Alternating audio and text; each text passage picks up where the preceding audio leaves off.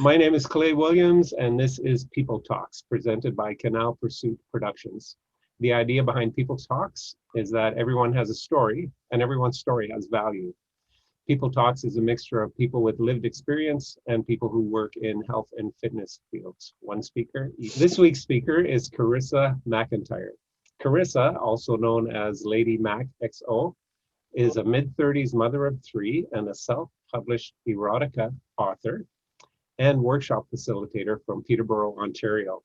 She started out on the path to becoming an author while homeless, living in the Peterborough Crossroads women's shelter with 4 children, one who was not hers, after fleeing a toxic relationship. Writing was all she had. She was depressed, broken, and lost. It was the lowest point of her life, but from that has come something incredible. Her life, her children, herself, all are blossoming because she found the strength to push forward. Writing Cuffed, her very first erotica novel, publishing it, finally seeing her lifelong dream come true, sparked a fire inside of her again. It gave her purpose, it saved her, it gave her passion. Now she wants to share that passion and purpose with the world through her writing, her workshops, and her love for life. Welcome to People Talks. Thank you. I'm glad we were able. Yeah, I'm glad we were able to connect. I think the connection came from a friend of mine who follows you on Instagram. Okay, cool. And you wrote a post a few weeks ago about a particular struggle that you were going through at that time, and it just seemed appropriate to get in touch with you. I do tend to share openly a lot of my life and struggles. Not so much the struggles per se, but also like how I overcome them or get through them. Yeah, for sure. That's an important part of all of our. So far, you're 100% successful at surviving every day, right? Yes, awesome. Yes, I am. So, can you share some of your story with us? How did you get where you are right now? Sure. So we'll say like 5 years ago, I lived with my past partner and all of our children, and I owned a cleaning business. Life was pretty normal per se.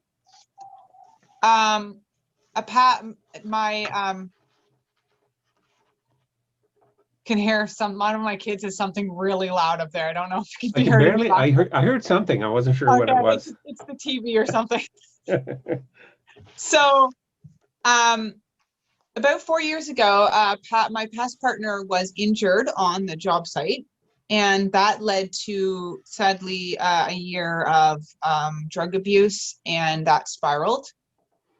And eventually that led to some financial abuse. And in the end, I had to do what was best and take my children and flee to the homeless shelter. We were being evicted. My bank accounts were emptied, and it was a really scary time in our lives. My kids were pretty broken, and due to the nature of our situation, I couldn't just stay with a friend. I had all of the kids. And I also, my ex-partner's child was going through a lot, and it became a very immediately known to me that like I needed to do something serious and I needed to do it now, but I didn't have anywhere to go. So I actually Googled like the homeless shelter in Peterborough. Like I didn't even know where to start. I called Crossroads, and they were able to get us a suite within 48 hours. And that was sort of that. I packed up what we had left, mostly just some clothes and some teddies, and we went to the shelter and we started over. When I had first gone to the shelter, I had actually just published a novel. At that point, I was pretty broken. I felt like I had lost everything. I had negative $11 in my bank account. My business was done at that point. I was juggling so many things. I couldn't make clients, and I didn't know what to do next. The kids were pretty broken. We all required some therapy. We needed help, and I didn't know what the next step was supposed to be. But I had a book. I had self-published a first novel the month prior on a whim, mostly because I was feeling like I'd pretty much failed everything else. Hmm. It wasn't, I mentioned this to a talk I did with the chamber, that when I wrote my first book, it wasn't in like I can do this state of mind. It was more like I've already failed everything. Um, Mhm. so I will fail this too. But I didn't. Um, I went to social media, I went to Facebook, I said I wrote a book, it's $25 if anybody wants a copy. And people send me money for it. They Mhm. started buying it. So from the shelter, I went to Ontario Works, and I said I have a book. So I don't know if that can be a business or not, but I'm willing to work. I just know I can't go work a 9 to 5 with 4 kids, and they need help, and they need me right now. I'm the only parent they have. And so they took a chance. They said, we'll enroll you in the self-employment program and we'll give you some guidance. And from there it took off. I got my books in chapters. I published another novel. I got us out of the shelter. And it snowballed. We went through therapy. We moved into our own home. I opened my own business. I kept writing books. And 4 years later, it became a thing. Mhm. Well, you say that with a laugh. I kept writing books as if it was a surprise to you that It was. that was a success, right? It was. I thought, well, I grew up with a lot of, like, I've wanted to be a writer since I was like 5. Mhm. But there was a lot of like, well, you're not Stephen King, so I don't know how you're going to be Stephen King kind of Mhm. in my life. And then my ex was very negative. So for many, many years, I just thought that was something I could never do. So when I Mhm. first wrote it, I was in such a bad financial position that I couldn't even afford to buy my own copy. Mhm. I had a picture of it. I wrote this book. If you guys want one, you'll be the first, because I can't even afford it. Um, so seeing my book like sell, seeing it hit the stores and chapters, seeing stores, businesses say, hey, like, we'll take your books, we'll sell them. It really lit something inside of me that went from like, I'm a failure to like, I could do this. Like, Mhm. I can do this. I can. And I can provide for my kids, and I can put a roof over our heads, and I am not a terrible failure. And then, yeah, so it was a surprise. I didn't know what I was going to do after I Mhm. wrote that first book.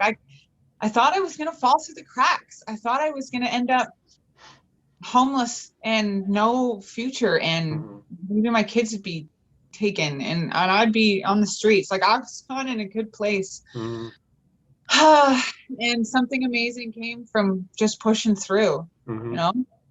And then eventually I was contacted by, I think the Rotary Club was the first organization who contacted me and said, you've got a really powerful story and it could help somebody. And if you are comfortable, we'd love to see that happen. Mhm. And I did. I went to the Holiday Inn, and it turned out to be a big deal. And Chex News was there, and Mhm. and Wow. yeah, Yeah, very cool. That's quite a journey from from a pretty bad place, right? yeah. Thank you. Yeah, that's funny. Not funny. It's interesting when I think about um, depression and people's struggles. I think a significant part of depression, and this is just me as a layman looking from the outside, but I think a part of depression is that self-talk that where you tell yourself, I'm not worth it, I'm not capable, I'm not valuable, and all of that negative crap, right? That is huge. Yeah, and it's a self-feeding fire, right? When we first got out of the shelter, I had become very hyper focused on my business and like fixing the kids. I got them through, I put them through counseling. We went through therapy. We went through family therapy, but my own kind of got backburnered. I became really hyper focused on like selling, like writing book after book. And my self-talk was pretty yucky. It was kind of like, you just got to keep doing it. You got to, you know, even if you're tired, even if you don't want it anymore, you know, just function, right? About a year and a half after things looked good on the outside, like we had moved out of the shelter. I think I had like 3 books at the time. Things were great. I had a full blown breakdown. Like it was terrifying. It was scary. And it was like worse than when I was in the shelter and I didn't have a future. And so that was a really eye-opening point for me that despite changing the outside, in which I'd done amazing things with, you know, like I'd made huge changes for my kids and myself. I needed to make big changes inside. I ended up bawling in my doctor's office like week after week. I ended up in a really intense therapy program. I was diagnosed with PTSD, and I finally started my like journey into, you know, better now that I felt more settled. And it was the big turning point for that was telling myself I wasn't a failure, that I wasn't deserving of nothing, that I, you know, I didn't deserve this things, and that I, you know, I could do it, and that I was worthy and deserved a good life. And that's what really began that change of like, okay, well, the outside life is great.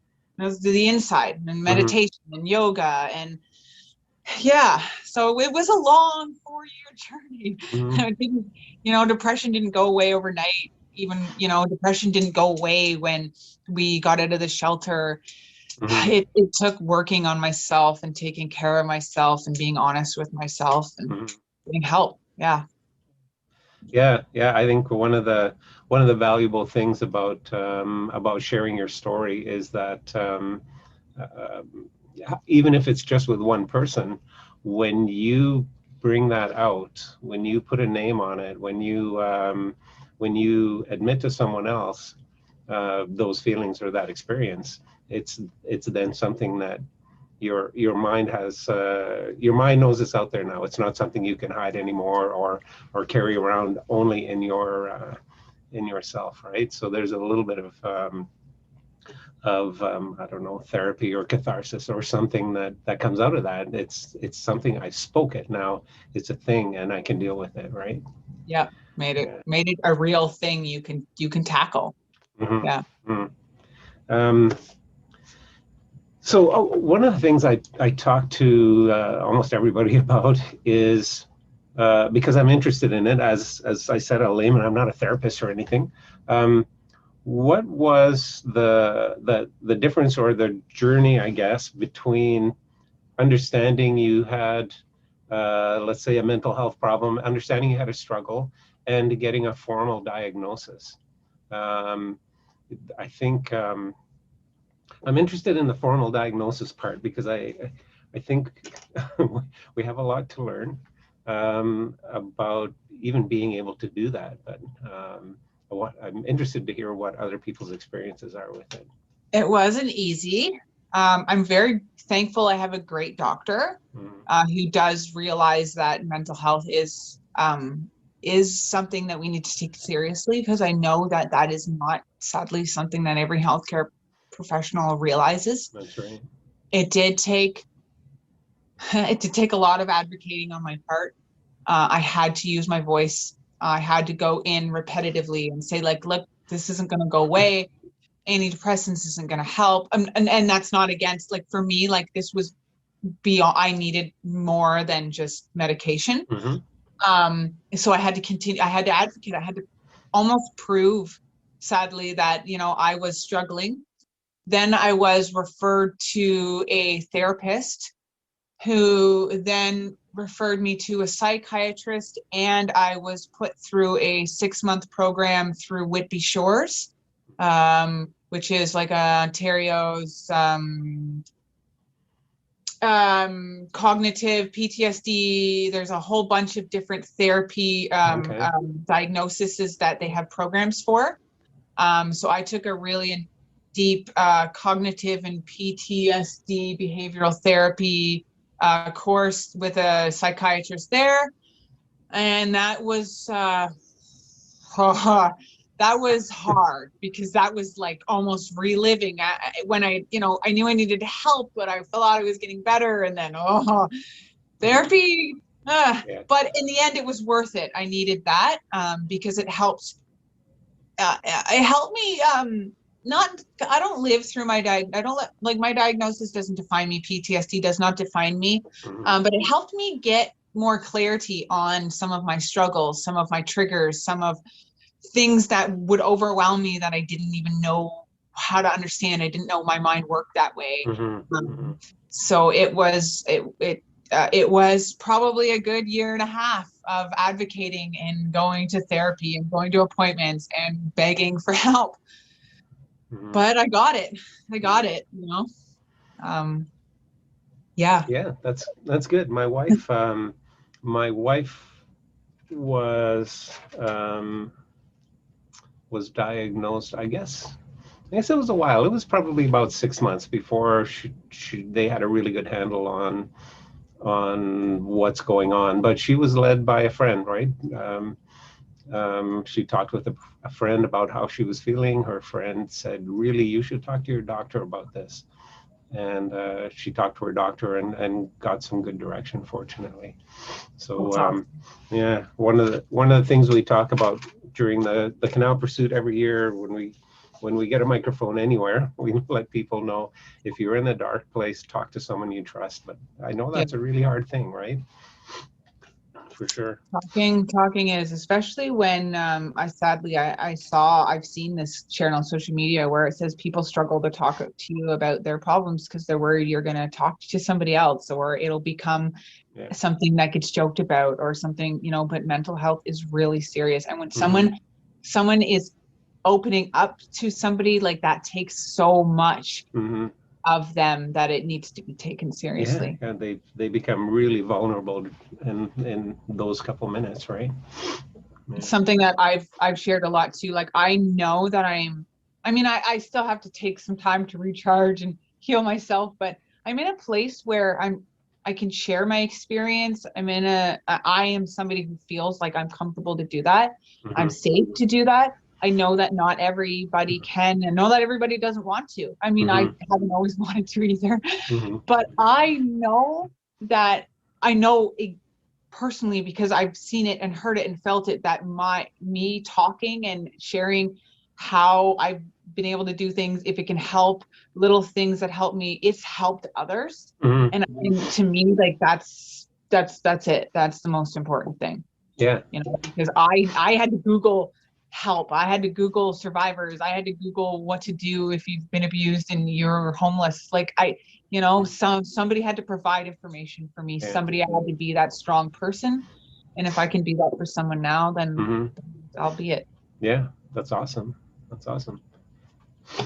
So how do you think COVID, you've heard about COVID, right?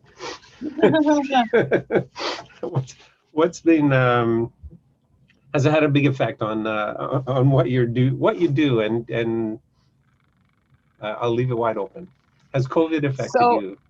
Let's put it this way. When COVID started, the day, Friday the 13th, that my kids were sent home for like an extended March break, my youngest was in a freak accident and had a head injury. So a few weeks after dealing with that, my best friend died. About 3 weeks later, I fell in the yard with my son and broke my leg. Oh, man. And then 2 weeks after that, I tried to stumble into my basement to get a handle on my life, and there was 3 inches of water in my entire basement, and my office and everything was ruined.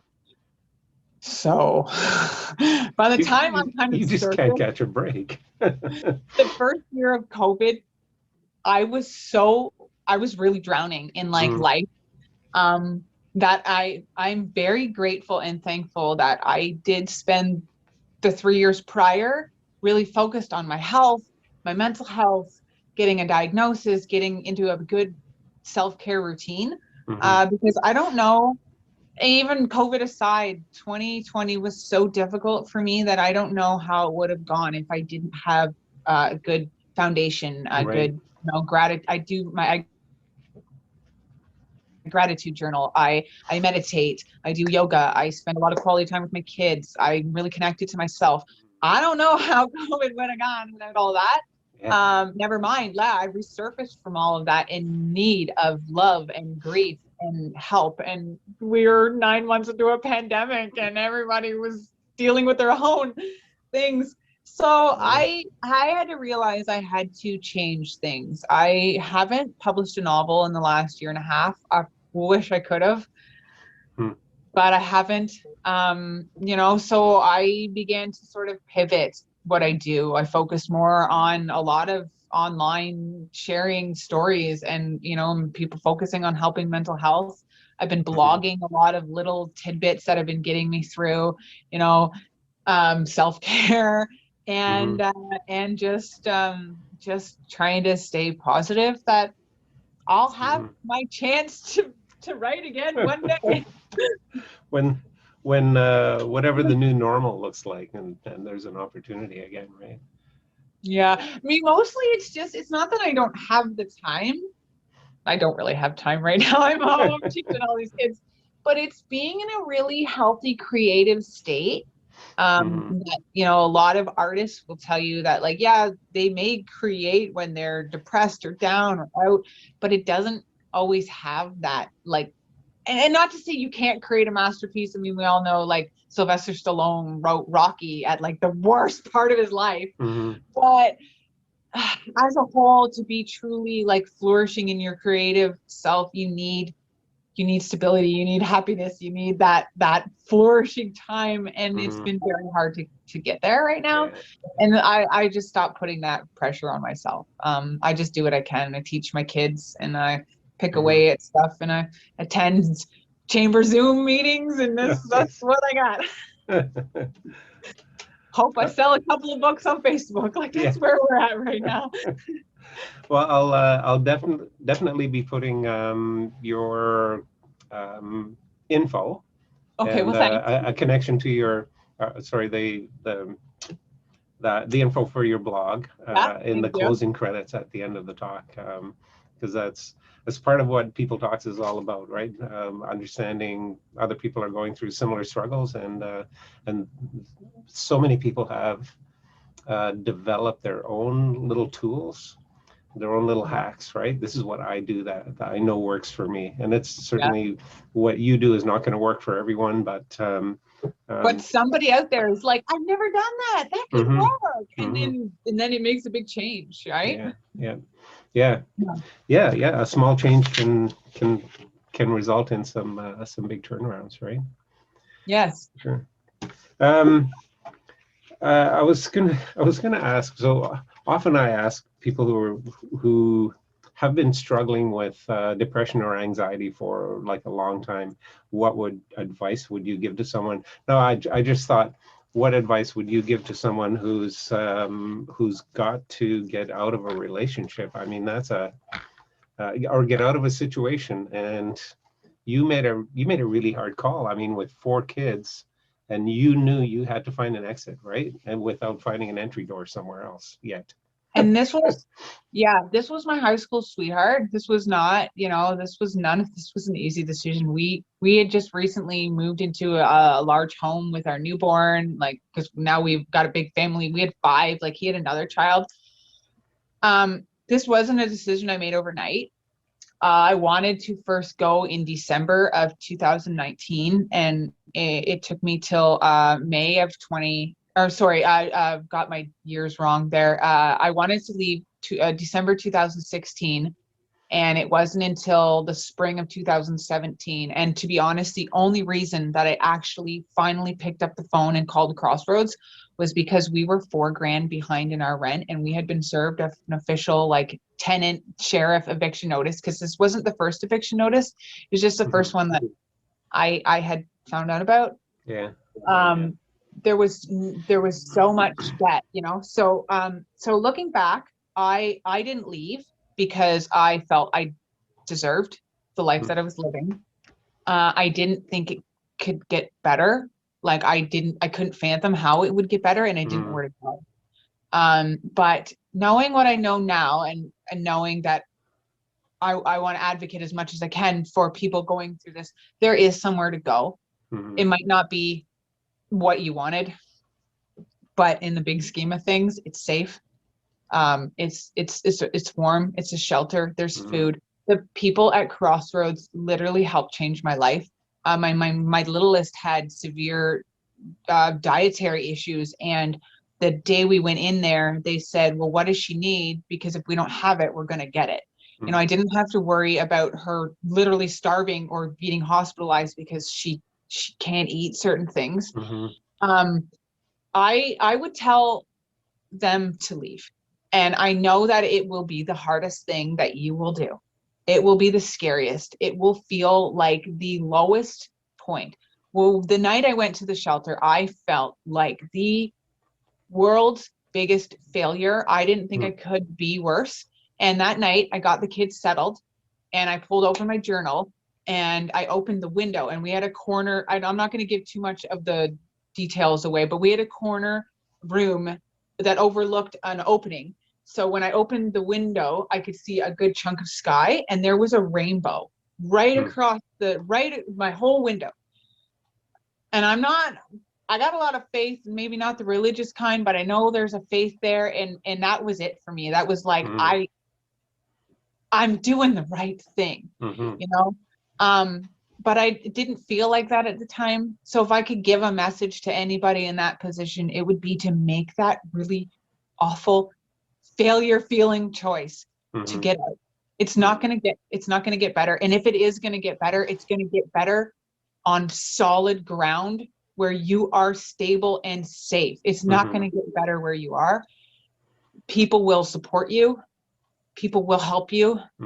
There's food, there's shelter, like just be safe. You know, my kids were going to school in tears because I had to intervene so that tears was as bad as it got. They didn't deserve that. Kids don't deserve to see their parents fighting, not to that extent. They don't deserve to see their parents abused. They don't deserve to see their parents sobbing and crying themselves to sleep. That's not a happy home. Just go. Yeah. Got a little heavy there, but that's all right. if I saw that past message, that's what I needed to see. You know? Yeah, definitely heavy. What a turnaround though. Yeah. I mean, my ex is in a good, like, he's in a good spot too, but again, like, I don't know, I couldn't stay and enable him, right? Like, we both had to, had to fix ourselves. Yeah. Yeah, we just related as a point of information, I guess. Quite a few years ago, we bought a house that was a bank repossession, and there was in the closing paperwork for purchasing the house was all of the correspondence with the previous owners, between the previous owners and the bank's lawyers and the previous owners' lawyers, and there was about 18 months of eviction correspondence.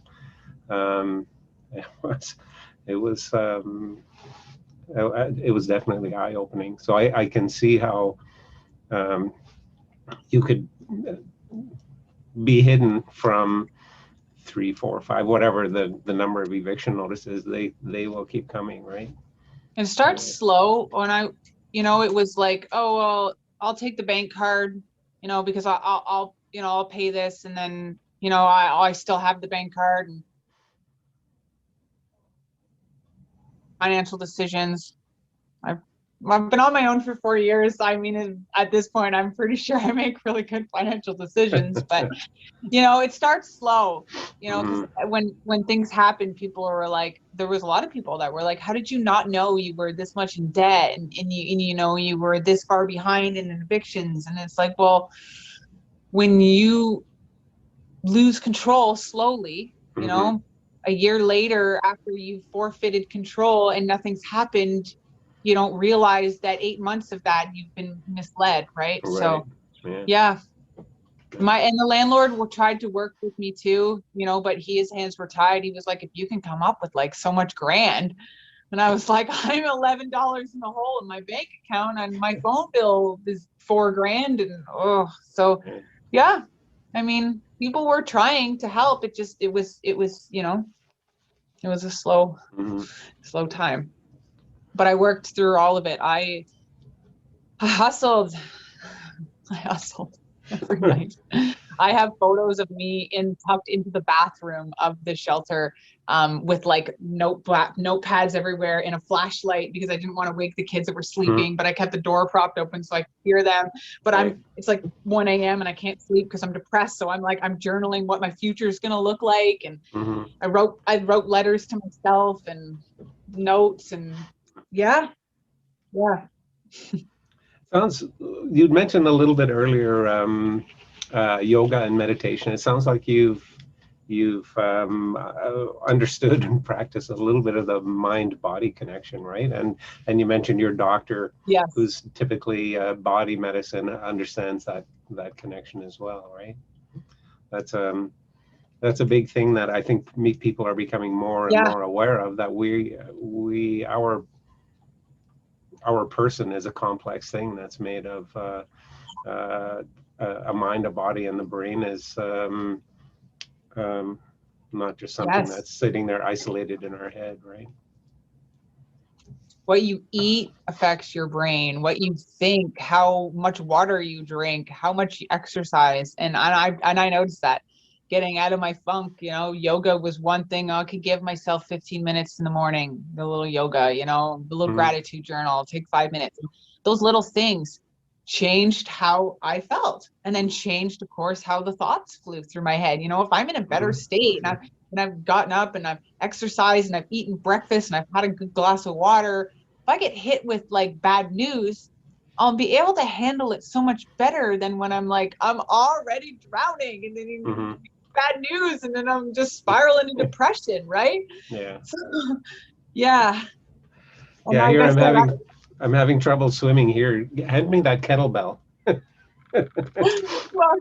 I feel like the last few years of my life, like most of my life is out of my control, as much as I try to, you know. So I have to be able to flex with the punches. So yoga, meditation, water, all those things help me help me stay there. Yeah. I think I've got no more questions. Okay. I didn't know. I didn't want to talk. I wanted you to your life. You know, that's all right. What you wanted. Yeah, that was good. Awesome. I think what I'll do, as I mentioned earlier, I'll put info about your blog. Yeah. You have a website? It's LadyMackXO.com, and then from there's little things they can go to wherever. Yep. Yeah. Cool. Thank you. And thank you for being a guest on People Talks. I really appreciate you taking the time out of a crazy busy schedule. And I appreciate being here. Thank you. I enjoyed talking with you.